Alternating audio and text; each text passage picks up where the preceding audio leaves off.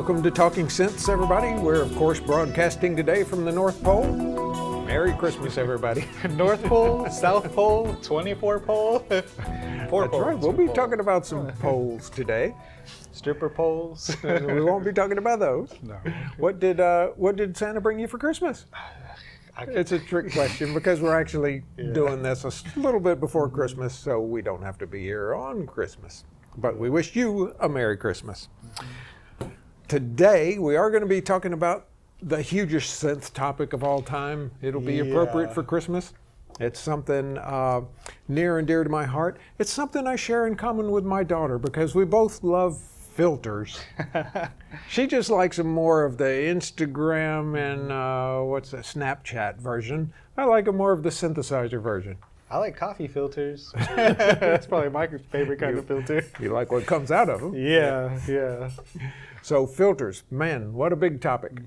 We've talked a lot about what makes different synths sound different, and filters is such a huge part of it.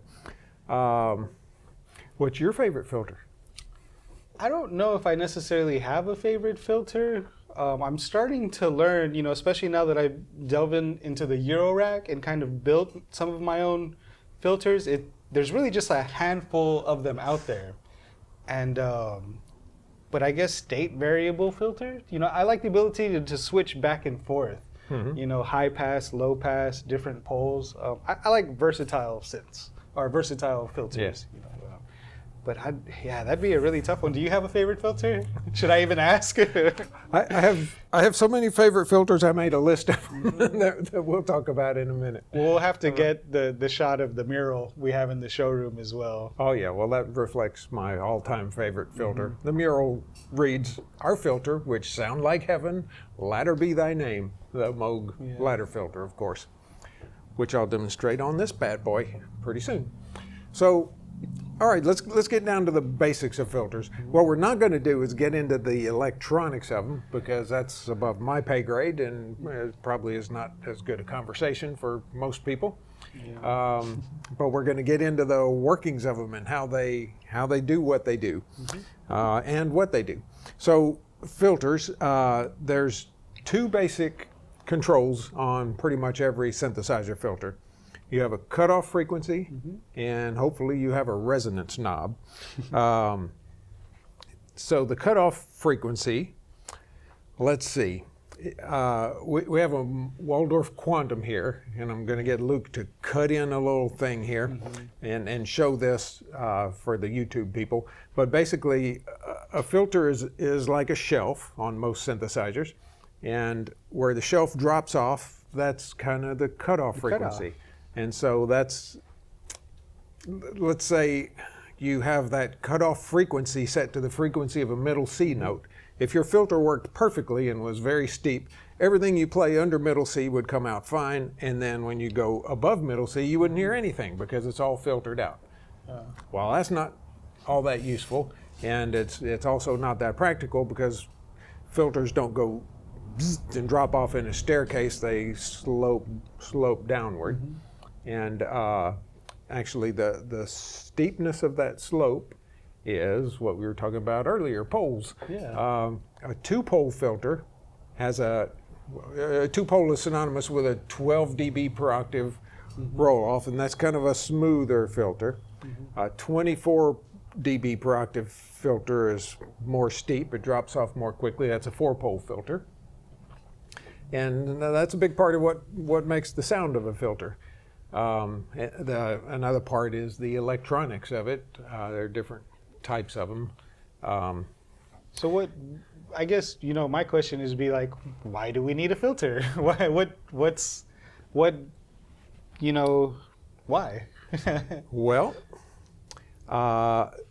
let's just demonstrate real quick. A filter colors the sound. Here's a mini Moog filter wide open.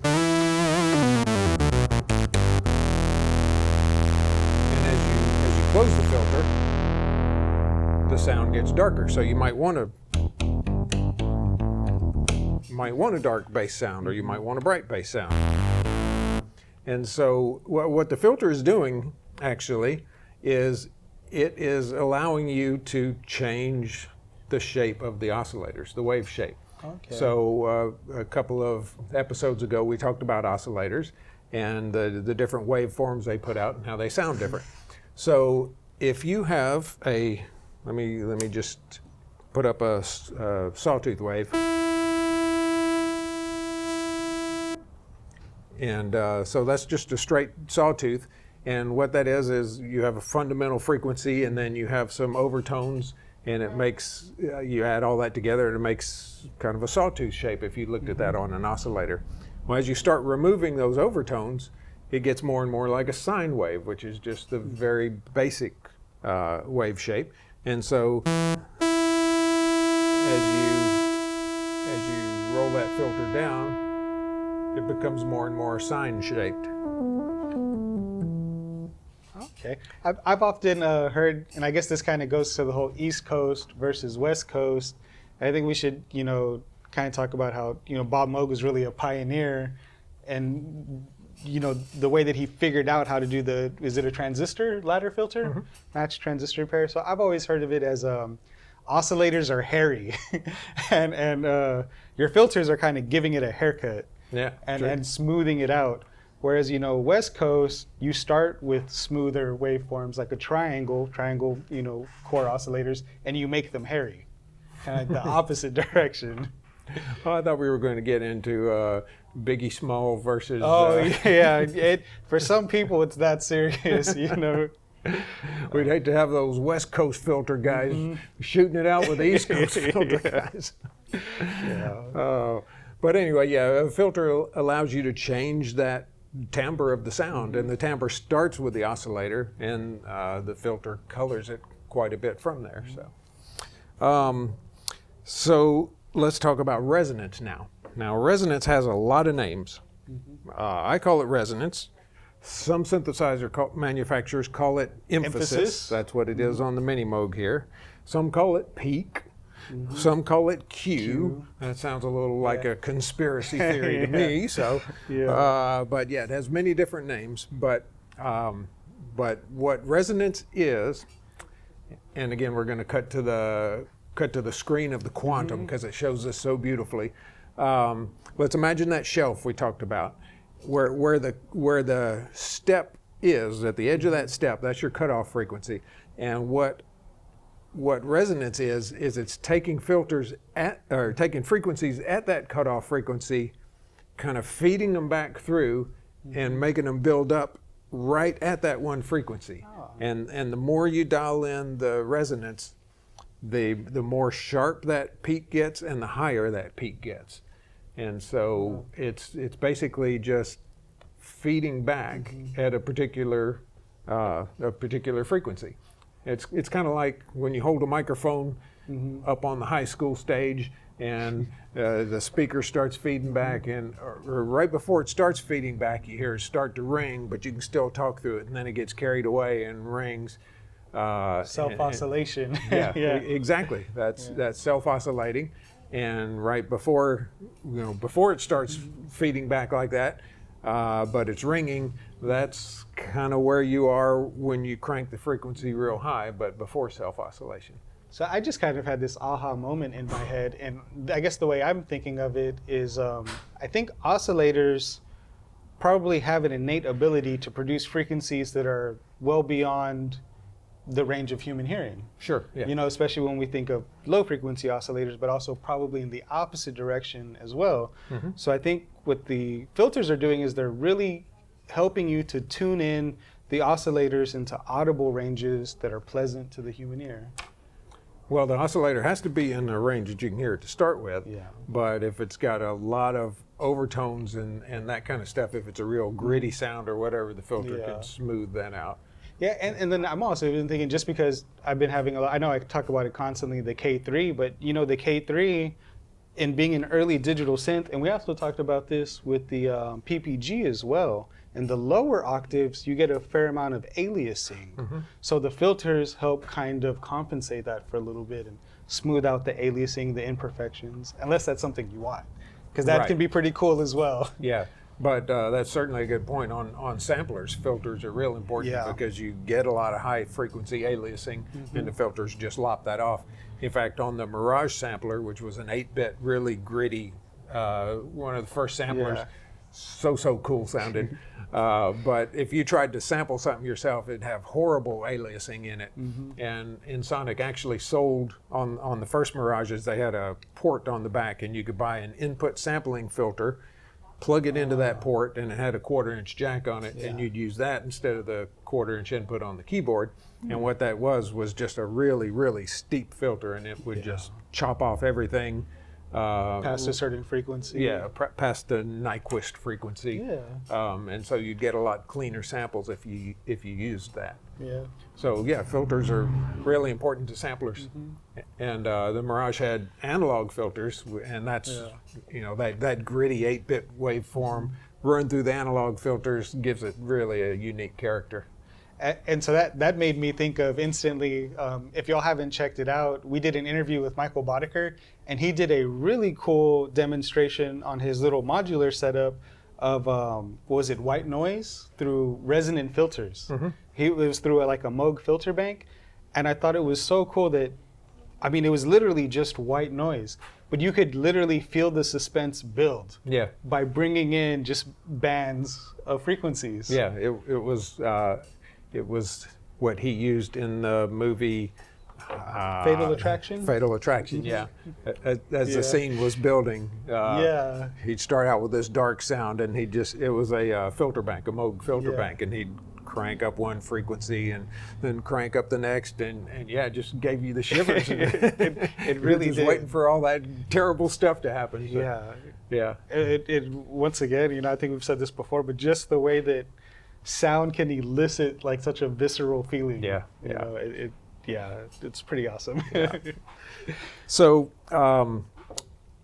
let's go back to cutoff frequency, and it's weird. I was getting ready to do this podcast, and someone on a synth forum I'm in sort of posed the question that led to this answer. But the cutoff frequency is usually, the cutoff frequency is a fixed frequency that you dial in on the knob of your synthesizer. Now let's say you dial that in, like I was saying a while ago, at a frequency where middle C sits. Theoretically, everything under middle C would play, everything over middle C would not. So that is not very useful at all.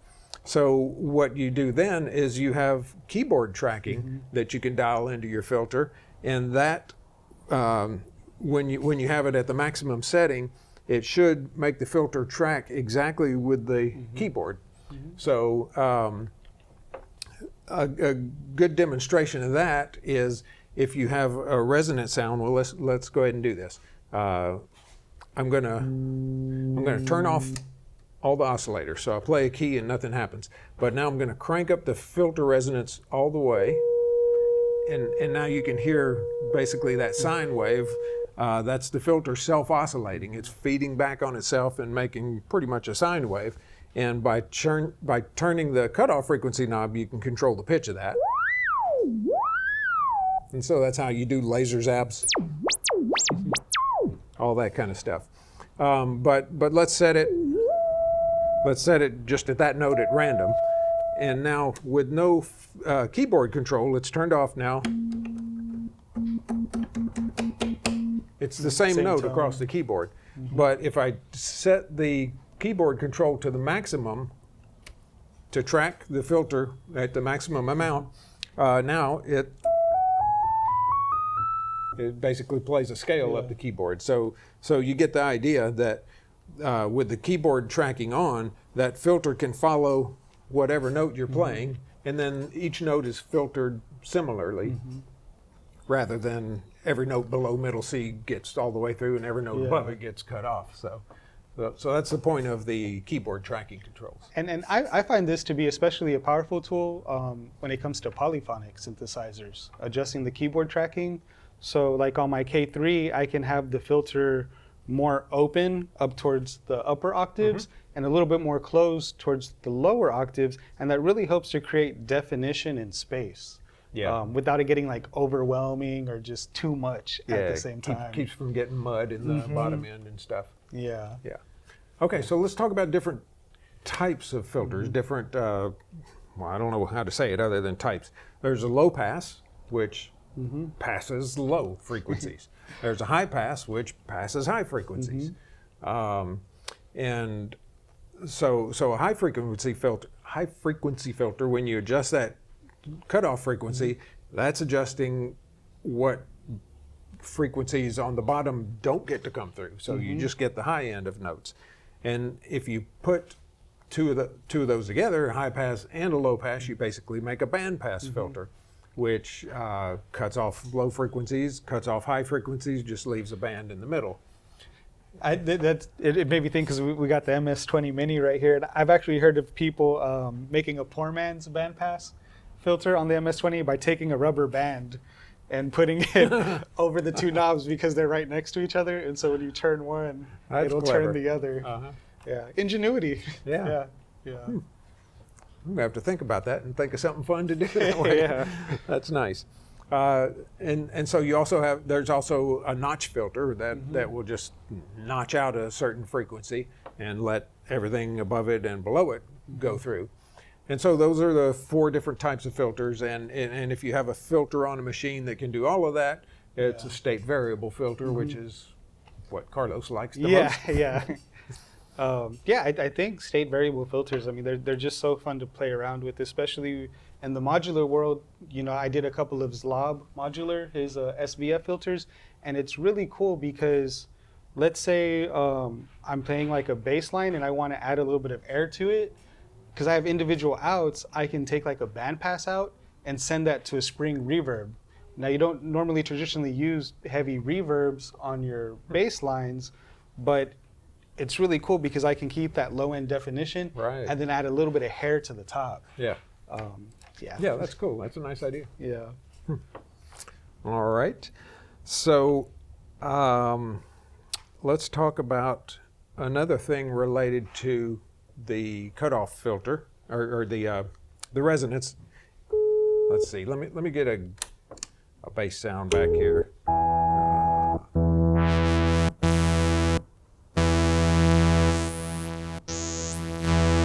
Okay. This is filter wide open, and the emphasis or the resonance all the way down. Now, listen to what happens to the bottom end as I crank the resonance up.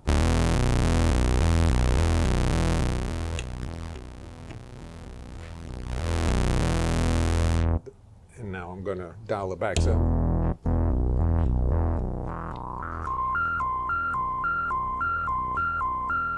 That bottom end kind of goes away as you crank the filter resonance or emphasis or Q or peak or whatever people call it. The good stuff. As you crank that all the way up, you lose the bottom end.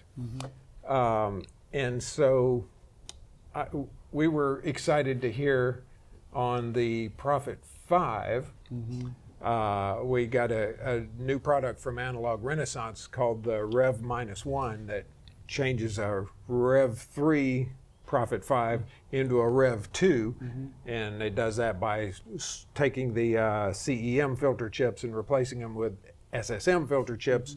Gives it a whole nother sound. But one thing that Jeroen, the designer of this, did is he put a circuit in there which not only lets you switch from 2-pole to 4-pole, but it also puts a Q compensation in there. Q compensation, not anything to do with conspiracy theories, to do with that bass going away as you dial up the resonance. So what he did, he put in this Q compensation switch, which as you crank up that resonance, you keep that bottom end, and man, it makes that thing. Pretty sure it's magic. I think it's got a little bit of magic in there is what it is. It makes it ballsy to the wallsy, I'll tell you. It's really cool. And if you want a big beefy sound, that's it. So yeah, that's another aspect of using high resonance on most filter sounds is they get a little weak in the bottom end. Okay. Which can be, I don't think that necessarily has to be a bad thing too, though, because also I feel like a lot of people kind of rag on that aspect of filters, or they get caught up in the low end drops out. But I think when you think of the context of trying to make a synthesizer sit in the mix, sometimes you might not want that overwhelming, big bottom end, because like how we talked about before, the mud. Yeah. Yeah. But sometimes you do. Some people like big bottoms. Yeah. They don't always work. I thought you said we weren't going to talk about stripper poles. Oh boy. All right, let's talk about our favorite filters. I got a list of 5 of them here, 5 that are my favorites. Number 1 being the Moog ladder filter.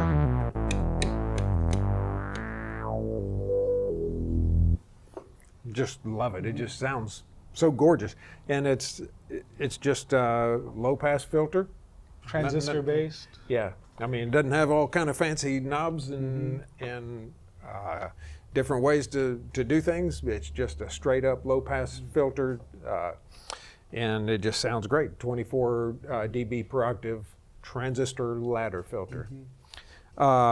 Another really cool filter is what's on that thing. I'll let you demonstrate it. The MS-10 and MS-20 had a transistor filter also, but it's not the Moog design.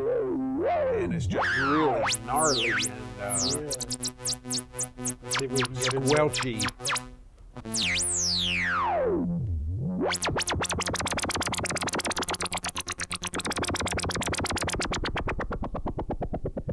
And one thing about the Korg filter in particular is it has a little bit of, well, every filter has a little bit of inherent self noise, and the Korg one, the vintage Korg filter like that is a little more noisier than most, and so when you crank up that resonance, that noise really kicks in the resonance, which gets fed back on itself, and so it really makes it squelchy and aggressive and really easy to self oscillate. I mean, basically like about just past noon. So right here, the cutoff frequency I have, it's marked from 0 to 10, and at 6, it's basically self-oscillating.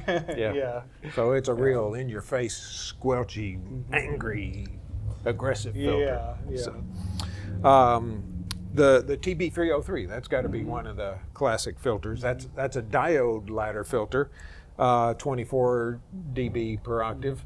That one is really a unique sound and characteristic of that TB303, and just kind of an iconic filter sound in itself. Spawned the whole genre of music. Yeah, indeed. I got to say, one of my favorites, the Oberheim SEM and the Oberheim filters. This is I'm on my 4th favorite filter here. It was just a 12 dB per octave filter, but the magic it had was state variable. On the SEM, the synthesizer expander module, you had a knob that you could switch from low pass, and then you could go to high pass and band pass and notch filter and all this stuff and you could sweep through them. And man, it was just such a sweet sounding filter. I love it. And then my 5th favorite filter, the Yamaha CS80. You can hear it on the Synth Wizards episode we did. The filters on it are kind of the opposite of this thing. The Korg. I remember when we first had the CS80 in the showroom, and I was kind of playing around with it, and I was like, cranking the resonance and the filter. I was like, is it supposed to? Is that the way it works? I wasn't is sure. that all it does? Yeah. And I say that because the range of it is not huge and extreme like the Korg filter is. The range of it is very compressed.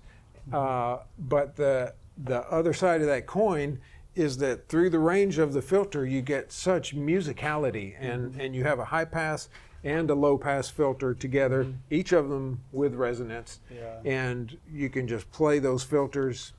Man, you can just play one note over and over and mess with those filters, and it just sounds gorgeous. And I think also, we've talked about this before, but I think topology has a lot to do with it as well, because on the CS80, you could probably design a filter that reacts the exact same way, But the thing that the CS80 filter really has going for it is those over-engineered sliders that are just like, they're like butter. Yeah. You know, I've never seen another slider like it. Yeah. And it's a really joyful experience to play. Yeah.